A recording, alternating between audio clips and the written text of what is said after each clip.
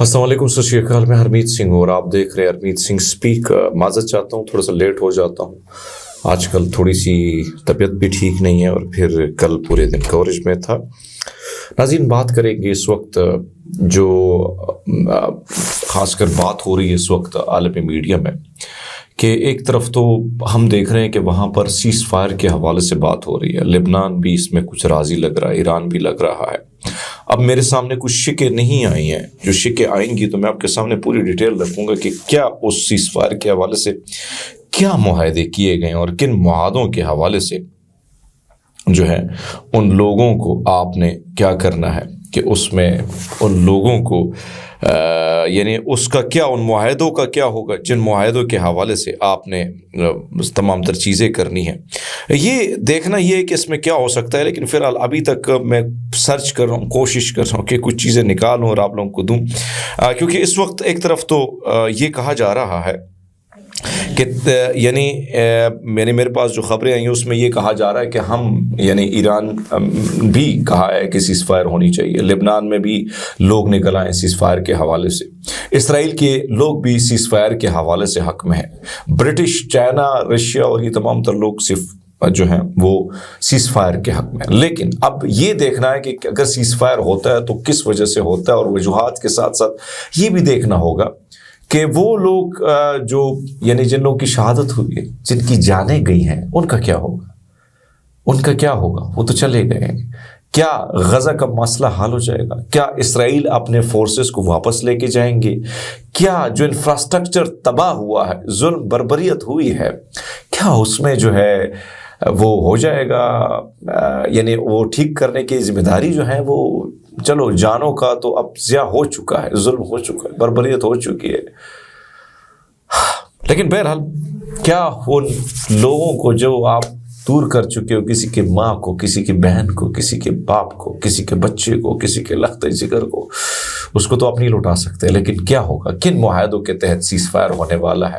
کیا غزہ کی جو تحریکیں ہیں وہ اس سیز فائر میں راضی ہیں؟ اب یہ میرے بہت سارے سوالات ہیں، میں بیٹھا ہوں لیکن میرے دل پہ بہت زیادہ بوجھ ہے، اور بوجھ آپ کو نہیں پتا کہ کس چیز کا ہے، لیکن بوجھ بہت زیادہ ہے، تکلیف میں ہوں، بہت تکلیف میں ہوں۔ بہرحال چین نے بھی ڈونلڈ ٹرمپ کی دھمکی، ڈونلڈ ٹرمپ نے ایک دھمکی دی ہے، اور دھمکی یہ کہ ڈونلڈ ٹرمپ نے کہا ہے کہ اقتدار سنبھالنے کے بعد وہ میکسیکو اور کینیڈا اور چین سے آنے والی تمام تر درآمدات پر کسٹم ڈیوٹی عائد کریں گے۔ اس بیان کے رد عمل میں منگل کے روز چین نے بھی موقف اپنا دے دیا ہے۔ انہوں نے کہا کہ تجارتی جنگ میں کوئی کامیاب نہیں ہوگا۔ واشنگٹن میں چینی سفارت خانے جو ترجمان لیو پینگو نے کہا کہ چین یہ سمجھتا ہے کہ امریکہ کے ساتھ اس اقتصادی اور تجارتی تعاون فریقین کی فطری اور فائدہ مند ہے۔ کینیڈا نے بھی ٹرمپ کی یاد دہانی کرائی کہ اس کا امریکہ کے لیے توانائی کی ترسیل میں کتنا بنیادی کردار ہے۔ کینیڈا کے نائب وزیر اعظم کرسٹیا فرینلینڈ نے بھی ایک بیان میں کہا کہ دونوں ملک کے درمیان کاروباری تعلق متوازن اور متبادل نفع پر مبنی ہے۔ بالخصوص امریکہ کارکنان کے حوالے سے انہوں نے پاور کرایا کہ اٹاوا حکومت امریکہ کی نئی حکومت کے ساتھ ان امور کے زیر بحث لائے گی۔ دوسرے جانب تہران جو ہے وہ ایرانی میڈیا نے دعویٰ کیا ہے کہ روس Su-35 لڑاکا طیاروں کی پہلی کھیپ ایران پہنچ گئی ہے۔ العربیہ کے مطابق فارسی زبان کے ایک چینل ٹیلی گرام پر اطلاع دی کہ روسی سخوئی طیارے جو ہیں ایران کے وہ ہمدان گورنیٹ کے فضائی اڈے پر پہنچ گئے ہیں۔ اسرائیلی میڈیا ذرائع یہ بتاتے ہیں کہ سخوئی 35 پہلے اسکواڈرن کی ایران کو ترسیل کے بعد متصادم رپورٹوں کی بات ہے، جبکہ Iran website Middle East sector نے سیٹلائٹ کے ذریعے لی گئی ایک تصویر بھی جاری کی۔ بہرحال یہ وہاں پر اب نئے معاملات ہو رہے ہیں۔ اب دیکھنا یہ ہے کہ ڈونلڈ ٹرمپ کے اس بیان کو کیسا لیا جاتا ہے، کیونکہ میرے خیال میں برکس اس لیے کامیاب ہو رہا ہے، اس کی کامیابی کی وجہ ہی کہ قطغنیں نہیں ہیں، پابندیاں نہیں ہیں، وہ کہتے ہیں کاروبار کو بڑھاوا دو۔ امریکہ اپنے فائدے کے لیے کیا کرتا ہے کہ کسی کو زیر کرنا ہو، کسی کو نقصان کرنا ہو تو اس کے ساتھ کیا کرتے ہیں وہ آپ کے سامنے، تاریخ بھری پڑی، لیکن اب دنیا سے اکتا چکی ہے۔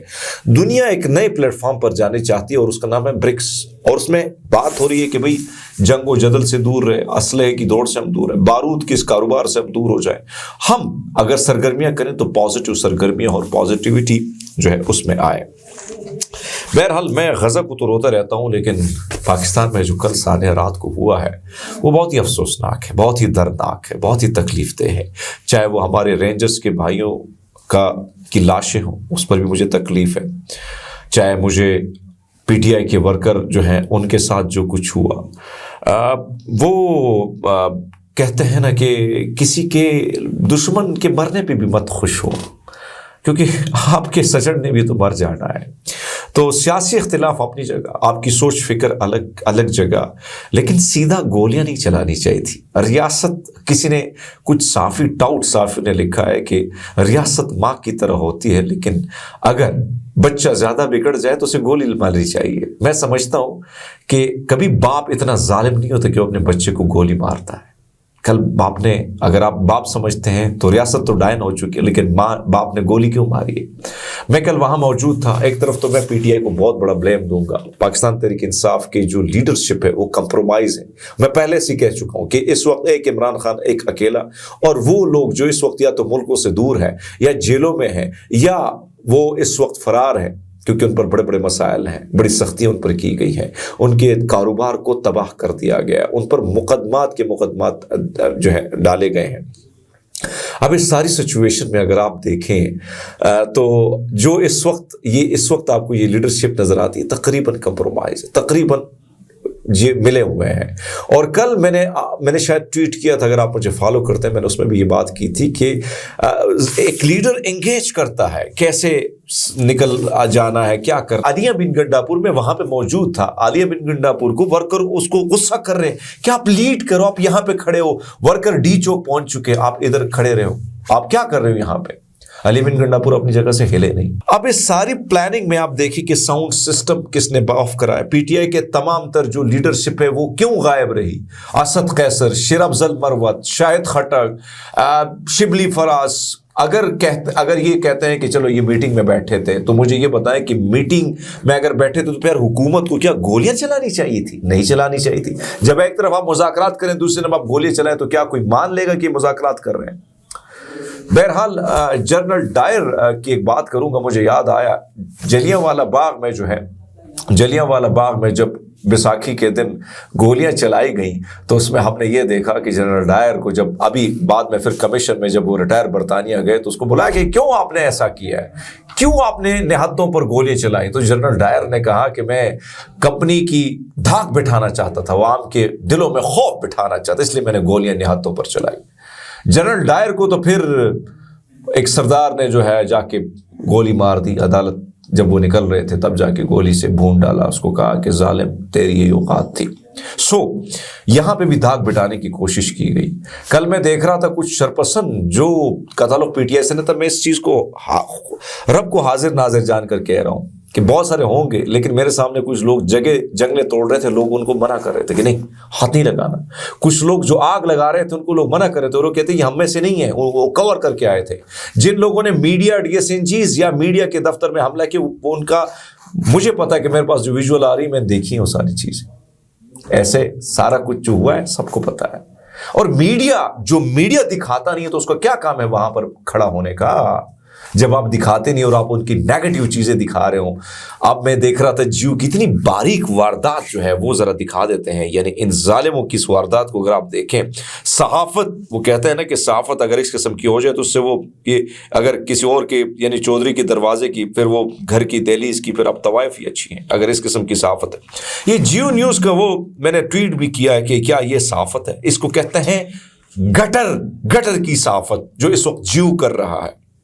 یعنی آپ اندازہ لگا لیں کہ جیو نے یہ پوسٹ، یعنی ان کی ہیڈ لائن یہ لکھی ہے کہ بھائی صاحب یعنی ظلم اور بربریت کی صحافت کا یہ کام نہیں ہے۔ اب انہوں نے لکھا ہے، یعنی آپ دیکھیں کہ فائنل کال دینے والے دم دبا کر بھاگے، اور یہ بڑی ہیڈ لائن ہے۔ یہ جیو جس کو ہم پڑھ لکھ کے صحافت کی دنیا میں آئے، آج وہ جیسے بے شرم گھٹن زدہ جو اس کی صحافت ہے وہ آپ کے سامنے۔ اب ریاست کہتی ہے کہ لاشیں کدھر ہیں، میں آپ کے سامنے لاشیں دکھا دیتا ہوں، دیکھیں ذرا لاشیں، بہت ساری لاشیں گری ہیں، 37-40 سے اوپر لاشیں گری ہیں۔ اور اچھا مجھے یہ بتائیں کہ کل رات کو جو واردات ڈالی گئی کہ ود ان سیکنڈ سب کچھ کلیئر کر دیا گیا، ود ان سیکنڈ سب کچھ صفائی کر دی گئی، سب لوگوں کا جو خون تھا اس کو صاف کیا گیا 3-4 بجے کے دوران، سیدھا سنیپر نے گولیاں مار۔ کیا ریاست کا یہ طریقہ ہوتا ہے کہ لوگوں کو سروں میں گولیاں مار؟ کیا یہ طریقہ درست ہے؟ پھر حسن ایوب جیسے ٹاؤٹ جو صحافی ہوتے ہیں ان کے ٹویٹ ذرا دیکھیں، اور وہ کیونکہ ریاستی ذمہ داری ان جیسے ترجمانوں پر، فیصل واڈا کے لوگ جیسے ٹاؤٹوں پر ڈالی گئی ہے نا، تو ان جیسے لوگ جب بات کرتے ہیں یعنی ان کو اس کا جو آپ دیکھیں وہ کہتے ہیں 100 کی کھوپڑیاں کھول دی گئی ہیں۔ ایک صحافی کا یہ کام نہیں ہوتا ہے، آپ صحافی ہیں، آپ لوگوں یعنی یہ جو کھوپڑیوں کی بات آپ کرتے ہیں، ظالم درندے انسان، تو کیا تمہارے گھر میں جب کسی کی لاش اٹھے گی پھر بھی جب کوئی لکھے گا کہ کھوپڑی کھول دی گئی ہے تو کیسا لگے گا آپ کو؟ یہ ظلم کیا ہے، زیادتی ہوئی ہے۔ اس وقت دنیا کے بڑے بڑے اخباروں میں اس وقت ہیڈ لائن لگی ہوئی ہے، حتیٰ کہ الجزیرہ نے دکھایا کہ یہ جو AK-5 ہوتا ہے کیا ہوتا ہے، مجھے اسلحے سے کیونکہ میں قلم کا آدمی ہوں تو اسلحے سے دور رہتا ہوں، تو آپ نے وہ چلایا، الجزیرہ رپورٹ کر رہا ہے۔ دنیا کے بڑے بڑے کانگریس مین نے کیا کیا ٹویٹ کیے، ذرا دیکھیں ذرا۔ امریکہ میں یونائٹڈ نیشن نے اس پہ نوٹس لے لیا ہے، انہوں نے کہا یہ اس کے ہمیں ذمہ دار جو ہیں ان کو کٹہرے میں لائیں۔ میں آپ کو گارنٹی سے کہتا ہوں جب بھی برا وقت کسی حکومت کا آتا ہے تو وہ پھر اسی طرح سانحات کرتی ہے۔ اور ایک چیز یاد رکھیے گا، آپ نے تو پورے ڈی چوک کو دھو دیا، اور محسن نقوی جیسے لوگ اور یہ لوگ جو ہے نا یہ تو بھاگ جائیں گے۔